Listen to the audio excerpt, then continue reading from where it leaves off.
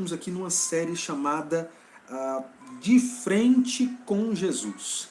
É uma série onde eu estou falando de alguns personagens, pessoas diferentes, em situações das mais diversas possíveis, com as necessidades mais diferenciadas, tratando com Jesus, e algumas delas sim foram sanadas, pessoas foram transformadas e outras não. Infelizmente, nem todas as pessoas que Jesus passa pela vida delas encontram uma profunda transformação. E o motivo é a incredulidade.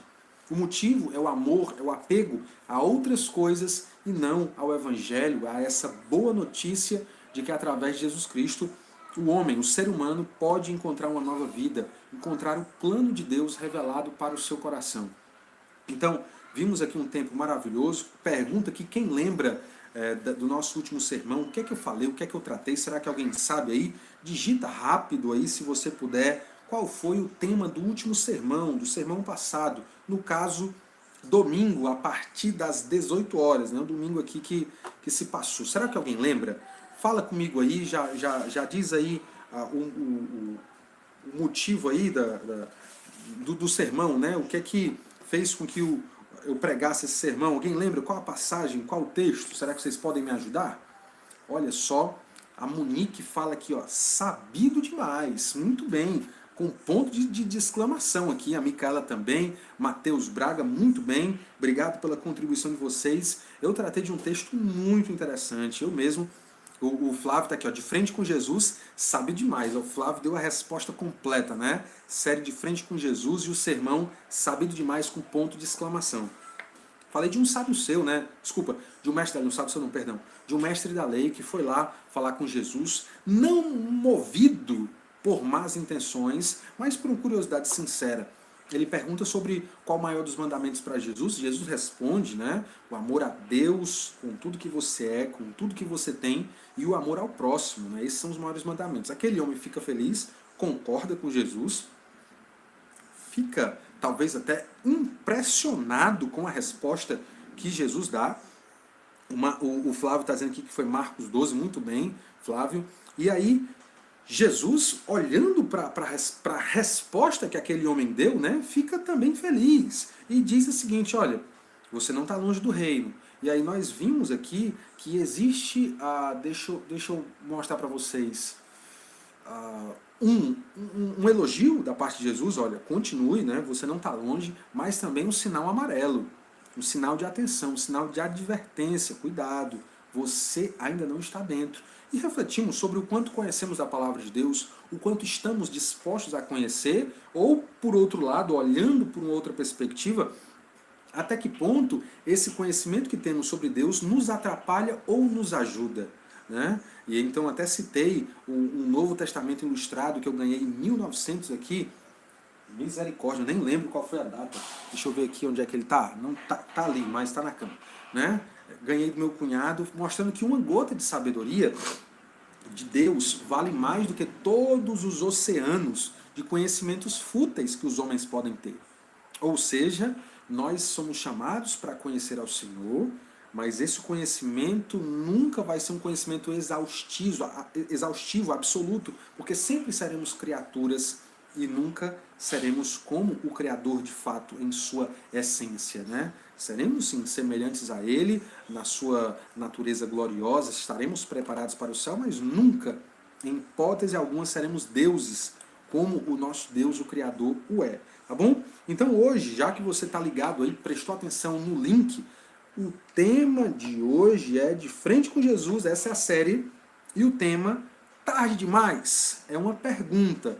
Eu fiz, inclusive, um sermão já cedo demais. Aí você me diz aí sobre o que é que eu vou falar hoje, né? Se o cedo demais foi um sermão para as crianças, um sermão de quando seguir a Jesus, de quando se tornar um discípulo de Jesus, pense comigo na lógica aí do que é que eu tenho para falar hoje. Tarde demais, não com ponto de exclamação, mas com um ponto de interrogação. É uma pergunta. Quando é que é tarde demais? Pensa sobre isso, porque eu quero tratar disso tudo aqui, tá bom? A Monique Quinto, tá? Opa, a Ana Paula tá dizendo aqui. Oh, não, a Ângela diz, boa noite, pastor, peço oração para o meu olho. Tá bom, Ângela, vou estar lembrando sim, viu? Ana Paula diz, olá, boa noite a todos. Monique dando boa noite, chegou atrasada, e a Raquel Camusim diz boa noite. Sejam bem-vindas, vocês todas, em nome de Jesus Cristo. Então, vimos isso na semana passada e hoje eu quero que vocês me acompanhem no Evangelho de Lucas. Para quem não sabe, Lucas foi um médico, né? O doutor Lucas, São Lucas. Abra, por favor, em Lucas, capítulo de número 23, o Evangelho de São Lucas, capítulo de número 23. Quero que vocês me acompanhem aí a partir do versículo 39 em diante, do 39 até o 43. Então, Luaninha, você que está anotando aí no seu caderninho, já bota toda a referência direitinho aí, tudo perfeito, né? Eu tenho certeza que vocês se olharam agora e sorriram uma para a outra. Mas vamos lá. Lucas 23, verso 39 até o verso 43. Vamos lá? Vamos comigo? Quero ler essa passagem, uma passagem importantíssima para a nossa compreensão a respeito da obra de Jesus Cristo, tá bom? Então vamos lá. Se liga, presta atenção aqui, ó. Um dos criminosos que ali estavam dependurados lançava-lhe insultos. Você não é o Cristo? Salve-se a si mesmo e a nós. Mas o outro criminoso o repreendeu, dizendo: você não teme a Deus, nem estando sob a mesma sentença? Nós estamos sendo punidos com justiça porque estamos recebendo o que os nossos atos merecem. Mas este homem não cometeu nenhum mal. Então ele disse: Jesus, lembra-te de mim quando entrares no teu reino. Jesus lhe respondeu: eu lhe garanto, hoje você estará comigo no paraíso. Queridos irmãos e amigos que estão nos acompanhando aqui mediante a essa live, que texto? Texto pequeno, poucos versos, mas importantíssimo. Eu falei para vocês aqui no último sermão, no caso, no domingo, que eu ia entrar numa nova fase. E aí a gente já está sentindo, né, as dores das despedidas, né? As despedidas aqui dos irmãos, dos amigos, dessa série sobre Jesus. Eu espero, não sei, Deus é quem sabe, eu espero que essa seja a última série antes de nós voltarmos nos cultos presenciais. E se nós vamos fazer transmissão do culto, eu não sei, quem sabe, né? Talvez sim, talvez não, o Senhor é quem sabe. Então, eu quero já me preparar para ir aqui me despedindo devagarzinho. Fica tranquilo, não é o último sermão, também não é o penúltimo sermão, tem mais algumas coisas, mas estamos entrando numa fase diferente, né? Nós não estamos mais em encontros normais. É claro que o texto que a gente leu hoje é um texto que é despedida, é um texto de despedida de Jesus. É um texto onde eles estão ilhados, envoltos na morte. A morte está à porta. E é só uma questão de tempo para que a morte tanto chegue para Jesus, quanto para esses outros dois personagens que encontramos essa noite. Então, o tema de hoje, lembrando, tarde demais? Ponto de interrogação lá no finalzinho. E eu quero ver com vocês essa história. Mas antes disso, me perdoe aqui pela tossida, por essa gripe aqui, esse resfriado. Eu quero que vocês, por favor, pensou que é coronavírus. Talvez, né? Eu acho que não, mas só Deus sabe. Mas eu acho que não estou com nenhum outro sintoma não, viu? Vai orando por mim e Deus abençoe a todos. Eu quero que vocês leiam um versículo só comigo, ou pelo menos me ouça com atenção o verso 32. Eu não li esse verso. Eu não li. E o verso 32 nos dá uma ideia do que se trata esse momento aqui que nós acabamos de ler. 2 outros homens, ambos criminosos, também foram levados com ele para serem executados. Minha gente, tá claro. O contexto é óbvio. Nós já passamos aqui por toda uma semana gigantesca de paixão na vida de Jesus. Nós temos ali a traição, temos ali um pouquinho antes disso a última ceia com os seus discípulos, Jesus levado para o Sinédrio, Jesus diante de Pilatos, Jesus diante de Herodes, Jesus diante de Pilatos novamente, e aqui Jesus já passou pela Via Crucis, pegando aquela cruz pesada em seu ombro. O Cirineu ali, Simão Cirineu já o ajudou a carregar a cruz, né? Ele já havia sido substituído ali por Barrabás, enquanto Barrabás, o criminoso, foi livre, Jesus foi declarado culpado pela multidão que apaixonadamente gritava pela morte de Jesus. Que triste, mas essa é a verdade, esses são os fatos. Então Jesus é cravado ali nos seus punhos, nos seus pés, uma coroa de espinho, insultado pela multidão, insultado pelos soldados. E aqui nós estaremos observando o último insulto que Jesus sofreu enquanto vivo, tá bom? Importante a gente perceber sobre isso. Então vamos lá do que é que essa história nos conta. Em primeiro lugar, logo no início da nossa leitura, no verso 39, nós observamos que um dos criminosos, né, temos uma cena de insulto aqui, um dos criminosos, ele no caso, trata Jesus com 3 Ds. Anota para mim, Luana, por favor, esses 3 Ds que eu quero comentar com vocês. Né? O insulto de um daqueles bandidos, um daqueles criminosos, que eu não tenho a menor ideia do nome dele, né? A Bíblia também não menciona, 3 Ds. O insulto é por meio de descrença, por meio de desesperança e por meio do deboche. Né? 3 Ds, descrença, desesperança e deboche. Por causa da descrença daquele homem, falta de perspectiva de vida, de morte, de eternidade, de salvação, de boa notícia em Jesus Cristo, meus queridos, ele não tem nada disso na sua vida, no seu coração. Então, há uma descrença total na figura do Cristo, na figura do Filho de Deus, que estava ali no lado dele, né, exatamente no meio dos 2 ladrões. Nós temos aqui uma desesperança terrível, né? Aquele homem completamente tão desesperado, tão desesperançado, que o que sobra para ele é ceticismo, é deboche, é gracejo inapropriado, é gracejo fora de tempo, é gracejo com a pessoa errada. Uma piada de mau gosto que não serve para ninguém rir, só serve para que o outro passe vergonha, só serve para que o outro seja desmoralizado. Qual então era o deboche? Qual era então o insulto deste criminoso? Ele, olhando para Jesus Cristo, diz o seguinte: você não é o Cristo? Você não é o escolhido de Deus? Você não é o Messias? Você não é aquele que veio para ser rei? Você não é aí o Filho de Deus? Essa é a ideia que aquele homem está trazendo aqui. Você não é isso? Então salve-se a si mesmo e a nós. A ideia é que aquele homem, por não acreditar, estava pedindo aqui, né, debochadamente, escrachadamente, uma prova de que Jesus Cristo era de fato o Messias. A prova que aquele homem estava pedindo para Jesus é: você vai ser o Messias, eu vou acreditar que você é o Messias se você se salvar e tirar a gente aqui desses apuros, né? Dessa tristeza aqui mortal, literalmente mortal. Esse é o gracejo desse homem. Eu comentei aqui alguns dias atrás que eu, quando adolescente, li essa passagem, eu fiquei pensando ali na minha, como é que eu poderia dizer, né, na minha ingenuidade, na minha tolice juvenil, né? Ali, nem lembro a minha idade, mas ainda muito cedo, pensando, poxa, Jesus perdeu aí uma grande oportunidade de mostrar para todo mundo que ele era o Filho de Deus. Se ele descesse daquela cruz, todas as pessoas viriam a crer em Jesus. Mas Jesus não fez isso.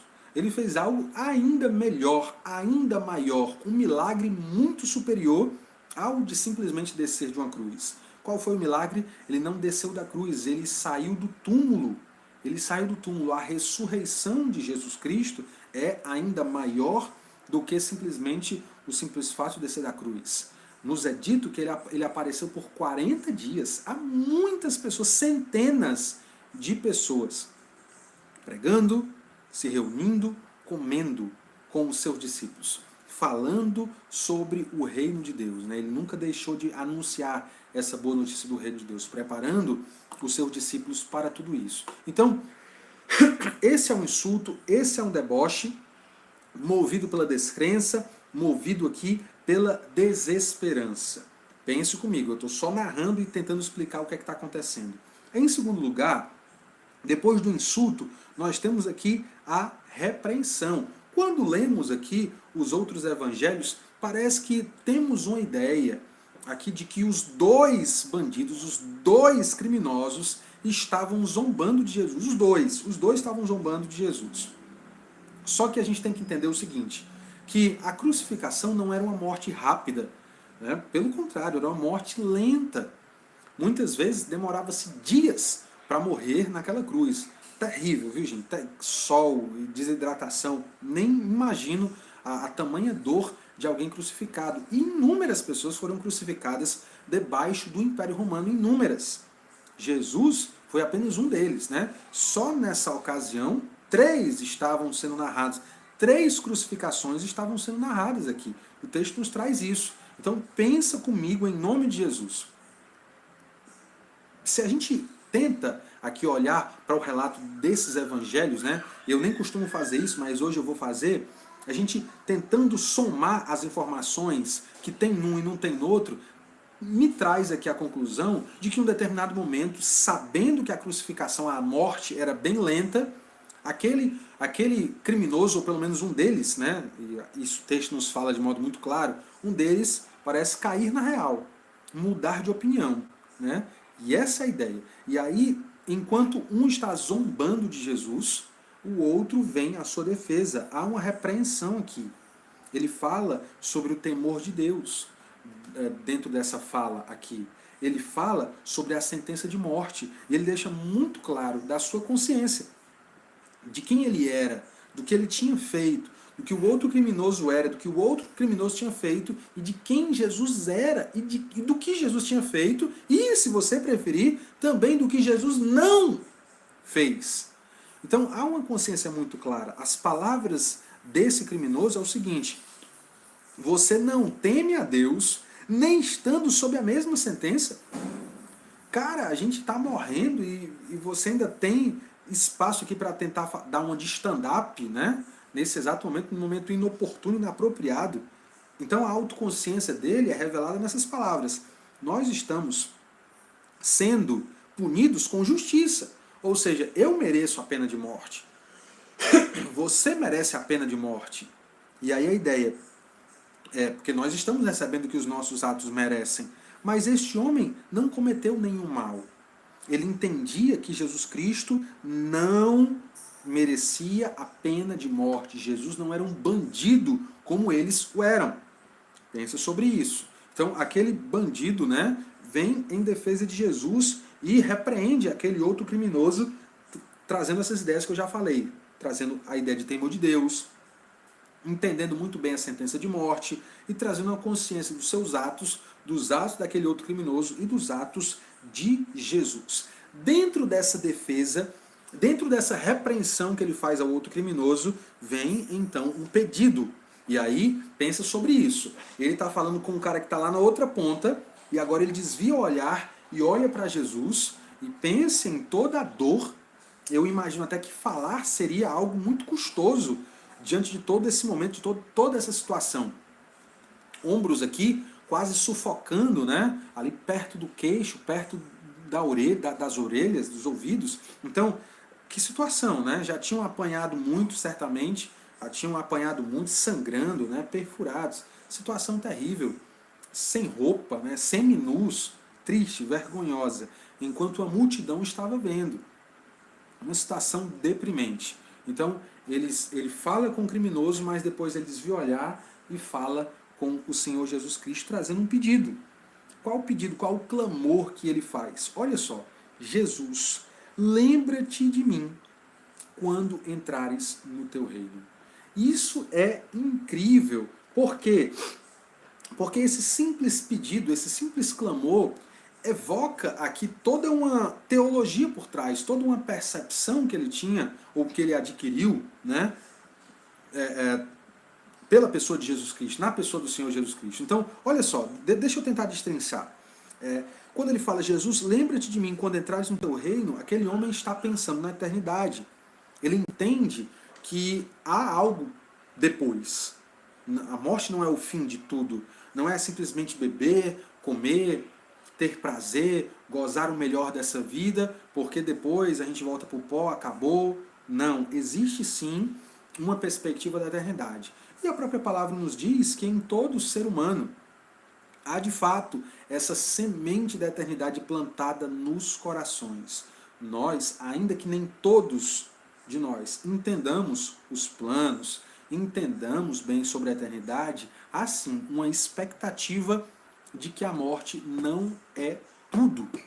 de que a morte para algumas culturas é uma passagem, de que para alguns é voltar para casa, ou mudar de casa, né, se reencarnar, não sei. Mas o fato é que as pessoas entendem que existe algo por trás. Quem diz que não acredita, na verdade está lutando contra o próprio coração. Lutando contra, me permitam aqui esse termo, tá bom? Lutando contra o próprio instinto. O instinto da eternidade está dentro de nós. Então essas pessoas podem até ter raiva de Deus. É mais fácil ter raiva de Deus do que descrer de Deus, que descrer de alguma divindade, né?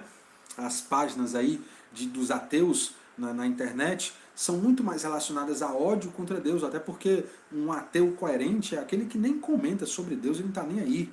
Mas muitos dos ateus, na verdade, têm ódio. Então é mais fácil você ter ódio de Deus do que desacreditar que Deus existe. Esse homem entende sobre a eternidade mais do que isso.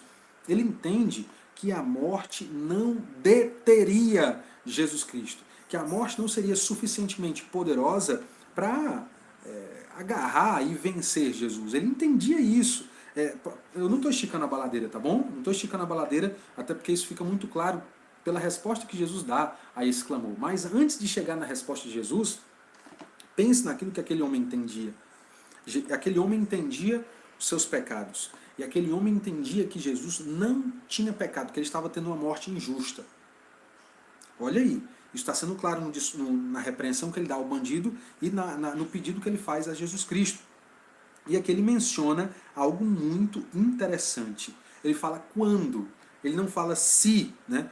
Quando vieres no teu reino, ou quando entrares no teu reino, né? A minha versão traz quando entrares no teu reino, talvez na sua versão tem quando vieres no teu reino. Esse quando é muito importante, porque ele traz aqui uma certeza, uma fé. Jesus passou a sua vida inteira pregando sobre isso. Esses aproximadamente 3 anos de ministério, esse foi o centro do seu sermão, das suas conversas, das suas parábolas, inclusive os seus milagres apontavam para o reino que viria. Então ele está dizendo quando? Quando esse reino vier, quando o Senhor vier no teu reino, lembra-te de mim. E aí qual é a outra ideia? Jesus estava com coroa de espinhos aqui. Né? Não era um trono, era uma cruz. Né? Não era uma coroa de ouro, era uma coroa de espinhos. Não era aqui uma roupa belíssima e nobre. Na verdade, Jesus estava semi-nu. Né? Só, basicamente, suas partes estavam ali cobertas. Suas costas, seu peito, sua barriga, seus ombros, seus braços, suas pernas estavam ali despidas, descobertas. E aquele homem, olhando para alguém aparentemente derrotado, ensanguentado, ferido, no meio da zombaria popular, aquele homem lança uma fé que eu poderia chamar uma fé do grão de uma mostarda, acreditando que Jesus de fato é rei.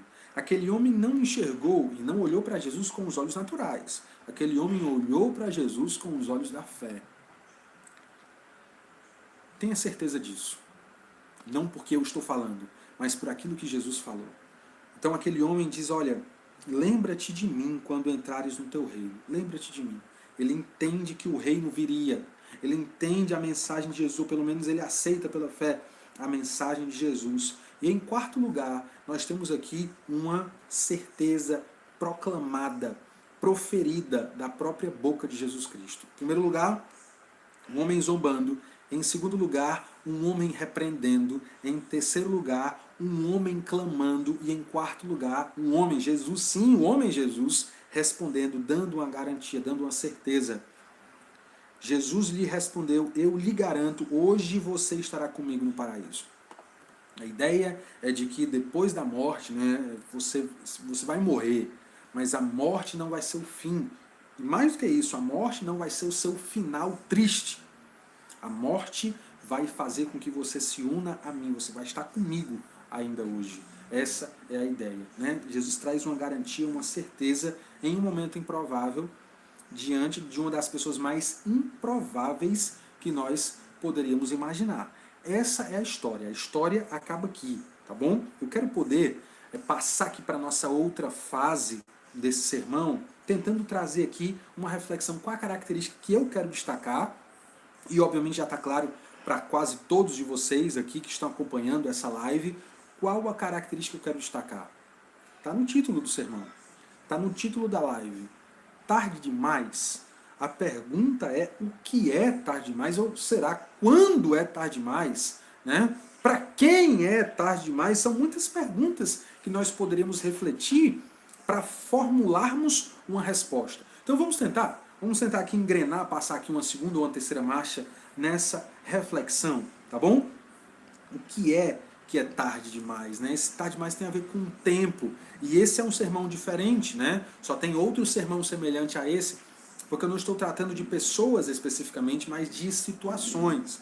E a pergunta é, como é que a gente sabe se é tarde demais ou não? Quando é tarde demais? Aí é que tá. Vamos lá. Dentro dessas perguntas, né, não só o que, não só o quando, mas quem também é importante. Porque muitas pessoas, e eu já conheci algumas delas, tá bom? Quando ouviram de mim, da minha boca, palavras de Jesus, ensinos sobre o Evangelho de Jesus Cristo, baixaram suas cabeças, com muito respeito a mim. Tem jeito para mim não, pastor. Pastor, mas eu acho que não tem perdão para mim não. Né? São pessoas que acham que já é tarde demais, que fizeram algo que não tem perdão mais. Né? E eu quero dizer que para tudo tem perdão, para uma só não tem perdão. Teve um povo ali que viu Jesus operando milagres e disseram que Jesus estava operando milagres por meio de uma força demoníaca, por meio do próprio Deus Belzebu, né? E contra ele Jesus foi muito claro, olha, todos os pecados podem ser perdoados, mas a blasfêmia contra o Espírito Santo não pode ser perdoada, né? E há uma controvérsia gigantesca sobre o que é, mas para eu não sair aqui da minha zona de conforto, eu quero ficar na minha zona de conforto, uma certeza eu tenho. Para aqueles homens que falaram tais coisas contra Jesus, para eles certamente não houve salvação. É nisso que eu creio, ponto final. Tá bom? Uma atribuição da obra divina ao próprio diabo, naquela época, diante de Jesus, não foi perdoado. Ele falou, e eu acredito. No mais, tudo pode ser perdoado. E eu quero poder tratar isso lá no final da minha fala. Por favor, não saia daqui. Me acompanhe. Em nome de Jesus, fique comigo até o final. Se alguma catástrofe acontecer, volte esse vídeo e continue assistindo de onde você parou, tá bom? Olha só, as pessoas já falaram para mim que acreditam que não tem mais chances, que acreditam que é tarde demais, porque fizeram algo terrível, no qual elas mesmas não conseguem se perdoar. Essa é a ideia. Só que nós não vemos isso na Bíblia. Nós vemos o contrário. A ideia é que enquanto a vida existe tempo. Enquanto o coração estiver batendo, ainda tem tempo. Né? Enquanto a gente tem fôlego no pulmão, ainda dá tempo. E aí, para a Vitória, para a Micaela, a Bibia e tantos outros estudantes de medicina, vou até mais, né? Parar o coração e parar a respiração não é sinônimo de morte imediata, porque ainda dá tempo, ó, de fazer a ressurreição, procedimento aqui médico, não é isso? Então, enquanto você ainda tem consciência, é tempo. É tempo. A vida que Deus te deu é um tempo. Existe um profeta chamado Jeremias. Ele escreveu um livro bem grande e também escreveu um livro bem pequenininho chamado Lamentações de Jeremias. Nesse livro pequeno, Lamentações de Jeremias, ele vai contar só coisas ruins que ele viu e o que ele está sentindo. E dentro dessas coisas de ruins que ele viu e das coisas, dos sentimentos negativos que ele estava experimentando, ele fala o seguinte, ó: as misericórdias do Senhor são a causa de não sermos consumidos. Então, todo dia para Jeremias, a misericórdia do Senhor se renovava sobre a vida dele. E o único fato de nós não termos morrido ainda é porque Deus foi misericordioso conosco até o dia 29 de julho de 2020. Pense sobre isso. Pense sobre essa questão. Está vivo? Está me ouvindo? Está me escutando? Deus foi misericordioso com você por mais esse dia, por mais essa tarde, por mais essa noite. Se você está vivo, se a misericórdia se renovou sobre a sua vida, é tempo. Não, não é tarde demais, não é tarde demais. Agora deixa-me dizer quando é tarde demais. Tarde demais é quando você larga essa vida, quando você ali morre de fato. Sua mente para de trabalhar, seu coração para de bater, seu pulmão para de respirar, né? Tudo em você. Pronto, quando isso acontecer, é tarde demais. Por que eu falo sobre isso? Porque às vezes a nossa crença ela é formada por meio de diversos meios, né? Ela é formada então, por aquilo que nós ouvimos, aquilo que nós lemos, aquilo que nós tivemos de experiência na vida, aquilo que nós assistimos. Eu me lembro quando eu era muito criança, né? Os mais velhos aí vão lembrar. Tinha uma novela na Globo chamada A Viagem, né? Até a música do Roupa Nova, né? Aquela musiquinha legal. Foi uma novela que teve um impacto cultural gigantesco. Era uma novela que tratava da doutrina espírita de reencarnação, né? E tinha ali um cara que era um vilão no início da novela, o Alexandre, né? Ele usava umas coisas, ficava meio muito doido. E o bicho era um cão mesmo, o bicho era ruim. Não é brincadeira não, eu tô falando disso porque isso é importante, teve um impacto muito grande para o cenário brasileiro. Então olha só, o Alexandre era o caba ruim. Aí ele morre e vai para um lugar escuro, um lugar de tormento, um lugar de tristeza, que é aparentemente pintado ali como uma condenação, né?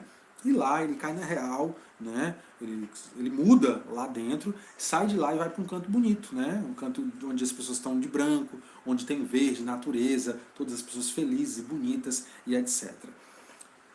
Por que, que eu estou falando sobre isso? E pela terceira vez eu vou dizer por que, que é importante, porque teve um impacto cultural muito grande. Depois dessa novela, os índices de livros espíritas, de psicografias, inclusive a nossa querida Natália, né, leu alguns livros psicografados. Outro dia ela conta esse testemunho para vocês, quando ela era muito criança ainda. Toda essa experiência espírita cresceu por meio de um veículo de comunicação. Uma novela, Rede Globo, entende? Pessoas compraram livros, pessoas se interessaram para pensar sobre isso. Então, muito daquilo que a gente crê tem a ver com aquilo que a gente assiste, com aquilo que a gente ouve, com aquilo que a gente canta. Uma teologia, uma ideia sobre Deus, ela é formada sobre nós. Então, eu quero falar isso com muito carinho a você. Tarde demais é quando você morre. Cara, Jesus fala muito sobre isso. Ele vem falar muito sobre ressurreição. Ele não fala sobre reencarnação. E eu não quero ferir você, eu não quero, e talvez a sua família inteira acredite nisso, eu não quero aqui ser um vilão na história, pelo contrário. Eu quero ser fiel àquilo que o Senhor Jesus mostra nos seus evangelhos, na Bíblia Sagrada, e mostrar que ainda que sim, tem aspectos positivos essa filosofia, ainda sim que exista uma pregação de amor ao próximo, naquilo que é essencial, o Espiritismo erra feio. Naquilo que é essencial, e o que é que eu estou falando sobre o que é essencial? Sobre quem de fato é Jesus Cristo. Jesus Cristo é o Filho de Deus. Jesus Cristo é o Deus conosco, é o Emanuel. Ele não é um espírito evoluído, não é. Porque se você acreditar em Jesus apenas como aquele que é um guia, um espírito evoluído que veio para trazer uma orientação, você está rebaixando o nível de Jesus Cristo. E uma vez que você rebaixa o nível de Jesus Cristo e entende apenas ele como um ser digno de admiração, você está ali fechando as portas para uma total dependência, uma entrega completa de fé, de coração, de alma, de vida, para com aquilo que ele falou, para com aquilo que ele fez. Pela pregação, pela vida e pela morte e ressurreição de Jesus Cristo. Pensa sobre isso. Quando é tarde demais? Tarde demais é quando você morre. Não tem volta. A hora é agora. Eu quero dizer para você também que independente do pecado que você tenha cometido, das coisas terríveis que você tenha feito nessa sua vida, há sim uma resposta, há sim um motivo de esperança, uma fagulha de uma expectativa positiva para a sua vida. Só quem pode dar isso a você é Jesus. Você só pode encontrar isso em Jesus e nenhuma outra coisa. Né? Enquanto que eu li um relato da minha querida Norma Braga, e ela fala muito sobre como ela vivia isso, né? Vivia no espiritismo e ela se achava perfeita. Quando você coloca a confiança nos seus próprios méritos, você se torna uma pessoa muito sobrecarregada e você nunca encontra uma paz verdadeira. As respostas básicas não são respondidas para você. E acaba que você tenta excluir a lógica para substituir a experiência. Não, porque quando eu era pequeno eu vi fulano de tal. Não, porque eu sofri um acidente, quem cuidou de mim no hospital foi meu avô. Né? Aí você, poxa cara, você está colocando toda a sua vida em prol da sua própria experiência. E aí os nerds de plantão aí, Carlos Jefferson, vou citar nomes, né? Carlos Jefferson, os nerds aí de plantão, pensa no filme Matrix, é para vocês nerds, né? A pílula azul e a vermelha, né? A Matrix na verdade era uma grande experiência. Era uma grande experiência. As pessoas estão querendo validar a verdade por uma experiência. Então o drogado também tem a sua verdade encontrada na maconha, na cocaína, na heroína, no crack, no repinol, né? No loló, para quem curte o carnaval, no camusim, no paracuru, né? Encontrado no loló, na bebida. Você vê coisa, você escuta coisa, você experimenta coisa, mas não é. Lembre-se que a sua experiência ela é limitada. A sua experiência não é absoluta. Você precisa confiar em algo que está além de você. Porque você não é tudo. Você não pode ser a vara de medir todas as coisas. Nós somos pequenos.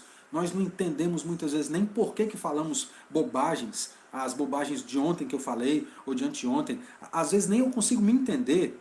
Será que eu vou conseguir entender a vida por mim mesmo? Não.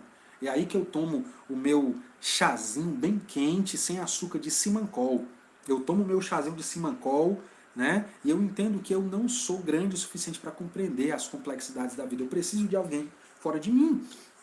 Não só para me mostrar para mim, mas também para me salvar. É por isso que eu preciso de Jesus. As demais filosofias que acredito que você tem que fazer para se garantir, na verdade estão denegrindo a imagem, a pessoa de Jesus como Salvador. Ele deixa de ser o Salvador e passa a ser apenas um mestre, um guia, uma luz. Só que ele não é uma luz, ele é a luz. Ele é a luz. Eu quero que você pense sobre isso. Não estou aqui querendo discutir com você, mas estou falando do fundo do meu coração. Oro muito para que tudo que eu falo aqui durante essas lives não sejam simplesmente coisas para lacrar ou para te ofender, mas eu falo do fundo do meu coração. Então, essa é a característica, tarde demais. Quando é tarde demais? Quando se morre. Né? Até você não passar por isso, ainda tem chance, ainda tem tempo, não é tarde demais, não é tarde demais. Eu digo para você hoje, ainda não é tarde demais. Ainda não é tarde demais. Deixa eu dar uma palavra então, desculpem, né? Nesse momento final aqui, eu quero dar uma palavra a todos que me ouvem antes que seja tarde demais. Eu quero falar aqui sobre você que tem perdido tempo na sua vida. Né? Você tem aí curtido, tentado aproveitar o máximo da sua vida, mas no fundo você sabe o que você está procurando, o que você buscar você não está achando. Felicidade, a paz verdadeira talvez ainda não esteja pulsando na frequência dos seus batimentos cardíacos. Talvez você esteja vivendo uma vida perdendo o seu tempo, buscando em outras portas, buscando em outros caminhos aquilo que você só pode encontrar em Jesus Cristo. O meu pedido humilde e amoroso a você é: não perca tempo. Não jogue a sua vida afora. Todo dia é um dia que Deus te presenteou. Sabe para quê? Para Ele mostrar a você a paciência que Ele tem. A paciência de esperar você cair na real. A experiência, a paciência de fazer você cair na real e se arrepender dos seus pecados, se voltando a Ele de todo o seu coração. Ele está sendo paciente com você, viu? A segunda coisa que eu quero falar é que, ainda que muitos possam ter muitos pecados, pecados que se evita até mesmo pensar, você está escondendo lá no porão do seu coração, né? Naquele compartimento secreto da sua alma, nem você mesmo consegue chegar lá. Eu quero dizer o seguinte: diante de Jesus Cristo, nós temos um Salvador grande, de modo que não há pecado tão grande ofensa tão grande que ele não consiga pagar pelos seus próprios méritos, pela cruz que ele carregou de modo injusto, pelo sangue que ele derramou de modo sacrificial, da vida que voluntariamente ele ofereceu para a salvação de todos aqueles que nele creem. Pense sobre isso. Se você tem muitos pecados, você precisa urgentemente de um grande Salvador. Esse Salvador é Jesus Cristo. Uma outra coisa eu quero falar antes que seja tarde demais, pode ser, eu não sei. Eu não sei. Pode ser que você esteja perto do seu próprio fim. Talvez o fim da linha, o fim da vida, seja hoje, seja amanhã. Eu não estou desejando isso, mas isso é uma possibilidade. Alguns dias atrás, muitos viram uma cena triste. Meu coração espremeu-se em dor de um cearense que estava na região do Sudeste, um senhor, né, de seus 50 anos aproximadamente, no meio da rua, andando na calçada, escuta um barulho, olha para trás na calçada, olha para trás, não dá tempo, uns 2, 3 cachorros passam por ele, atropelam ele, desequilibram aquele homem cai, bate a cabeça e morre. O nome da matéria é cearense morre atropelado por um cachorro. Até li de novo, atropelado por um cachorro. Cara, mortes bobas acontecem a todo instante. Eu já falei para muitos que me conhecem quantas vezes eu escapei de morrer. Uma vez a trave do colégio caiu em cima do meu pescoço. Os colegas falaram que eu me batia como uma galinha, né, com o pescoço quebrado. Tava lá, né, me batendo. Meu maxilar fraturou, né? Meu maxilar não deslocou, eu falava normal, mas meus dentes estavam separados, porque eu fraturei aqui a minha mandíbula. De choque, já passei mais de 10 segundos levando choque, né? No chão lá, me batendo lá, levando choque. Depois de 10 segundos, sabe aquela história de quando você está perto de morrer, você vê o vídeo da sua vida, né? Eu vi esse vídeo umas 10 vezes nesse choque. Terrível é você ser eletrocutado, né? Quando largaram lá, eu saí do choque, todas as pontas dos meus dedos das mãos e dos pés estavam sangrando. Sabe o que aconteceu? O choque pegou aqui, nessa mão, e saiu por essa aqui. Passou por aqui, ó, e não deu parada cardíaca. Olha que milagre, né? Afogado, já escapei de morrer algumas vezes.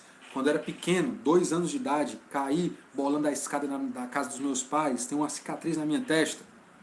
Com 5 anos, caí do 2º andar lá de casa, chapado, pum, no chão. Minha mãe, que vai assistir essa live aqui, disse assim, agora foi, agora não tem jeito não. Eu bati na trave várias vezes. Bobamente já escapei de morrer inúmeras vezes. Eu não sei, sinceramente eu não sei quando vai ser o meu fim, nem quando será o seu fim. Então eu quero que você possa ter isso em mente. Você pode estar perto do fim e você não sabe. E pense sobre isso, né? Se você está perto do fim, mesmo assim ainda há esperança. Há esperança para que você possa crer em Jesus Cristo de todo o seu coração. Se entregar sem reservas. Parar de segurar a corda da sua vida e liberar tudo para o Senhor. Em fé, né? Com uma demonstração de fé, com uma demonstração de total confiança a Ele. Mas não só esperança, eu quero te dar também uma repreensão. Há muitos, eu já cansei de ouvir isso, né? Ainda não, eu estou muito novo, estou muito jovem, estou no início da vida, vou curtir mais um pouquinho, mas se aconteceu com um ladrão, pode acontecer comigo também. Quando eu estiver bem pertinho de morrer, eu me entrego a Jesus. Há muitos problemas nessa sua fala, sabe por quê? Porque primeiro você não sabe quando é que vai acontecer, nem como vai acontecer, tá bom? E outra coisa, eu quero falar para você. 2 pessoas estavam morrendo ao lado de Jesus. 2 pessoas. E enquanto o outro criminoso estava morrendo, né, sem nenhum tipo de esperança para escapar, ele continuou no seu pecado. O que eu quero falar para você é que se você não crê hoje em Jesus, o que me garante que até o último minuto da sua vida você vai crer em Jesus Cristo? Eu conheço inúmeras histórias de pessoas no leito de hospital, A Milka, se você um dia puder conversar com ela, ela vai lhe contar de uma situação de uma pessoa que ela amava muito, que estava no leito do hospital, que ela falou de Jesus, de boas notícias de salvação, de vida eterna, de perdão de pecados, de reino de Deus, de céu, de presença do Senhor. E essa pessoa, na fase terminal, sem qualquer tipo de expectativa de vida, disse, não, eu não estou preparada. Não estou preparada. Nos últimos minutos, também conhecemos, eu, irmã Joélia e tantas outras pessoas, irmão Djalma, irmã Dulce, uma pessoa próxima a nós, né? Próxima a nós, que viu a sua mãe no leito de hospital, na beira da morte, à beira de falecer, e enquanto a mãe dela, que já não podia mais falar, ouvia o Evangelho do Senhor, a filha, que cria nessa mensagem, perguntou, mãe, a senhora crê no Senhor Jesus Cristo? Mãe, a senhora quer se entregar para Jesus, mãe? Se a senhora quiser, aperte minha mão que eu vou entender que foi sim. Sabe o que essa senhora fez? Largou a mão dela. Entende isso? Não é a certeza da morte que vai fazer você crer em Jesus. Não é. Se você não crê em Jesus por aquilo que ele é, por aquilo que ele falou, por aquilo que ele fez, você não vai crer nele por outro motivo. Não é porque seu filho crê, não é porque a sua mãe crê, não é porque o seu pai crê, não é porque eu creio. Se você não crê em Jesus por aquilo que ele falou, por aquilo que ele fez e por aquilo que ele disse ser, você não vai crer nunca em Jesus. Porque ninguém vai poder te convencer disso. Ninguém vai poder puxar a sua orelha e te obrigar a crer no Senhor Jesus Cristo. Não, isso é uma obra sobrenatural. Não é, mas saiba, você é responsável. Você é responsável. A quarta coisa que eu também quero falar, antes que seja tarde demais, é que a eternidade é uma realidade. Que ainda que os meus olhos não consigam perceber, ela existe. E sabe por que eu acredito que ela existe? Não porque eu morri, fui para lá e voltei, mas porque o meu Senhor Jesus Cristo diz que ele existe. A eternidade, a vida depois da morte, uma vida eterna, perto de Deus, habitando no reino celestial, é uma realidade. Se isso não é verdade, Jesus não passou de um enganador, de um mentiroso, de um charlatão, como dizia nosso querido C.S. Lewis. Pense sobre isso. Eu acredito, Jesus é a verdade, Jesus é o caminho, Jesus é a vida. Eu creio, não há mentira, não há erro, não há desesperança nele. Eu acredito com todo o meu coração. A eternidade é uma realidade. Eu queria te convidar a pensar nela, enquanto não é tarde demais. Pense sobre a eternidade, pense sobre o seu destino. Se você morresse hoje, que Deus te livre, mas se esse fato ocorresse em sua vida, ocorresse aí com você, qual certeza você traria? Jesus veio para trazer certeza e esperança para os seus discípulos. Quem crê em Jesus não fica à deriva, não fica, será que ele vem? Será que vai dar certo? Não! Fé não é isso! Se você ainda está titubeando nisso, é porque você não está firme ainda, ancorado, alicerçado na rocha que é Jesus. Porque quando você está certo, alicerçado na rocha de Jesus, podem vir qualquer tipo de tempestade, físicas ou não. Você persevera, você continua, você permanece, você insiste, ainda que o mundo grite ao contrário. Ainda que pessoas próximas de você te ridicularizem a Jesus, a sua fé, ainda que pequena, ainda que ingênua em muitos sentidos, ainda que inexperiente em muitos sentidos. Se é fé, ela agrada o coração de Jesus. Porque sem fé é impossível agradar a Deus. A obra de Jesus, portanto, ela é grande. A obra de Jesus Cristo, ela é maravilhosa. A obra do Senhor Jesus Cristo, ela é poderosa para transformar o pior dos pecadores em alguém que é salvo. E isso não acontece pelo mérito do ladrão ou pelo mérito de nenhum de nós, mas única e exclusivamente pelo mérito do Senhor Jesus Cristo.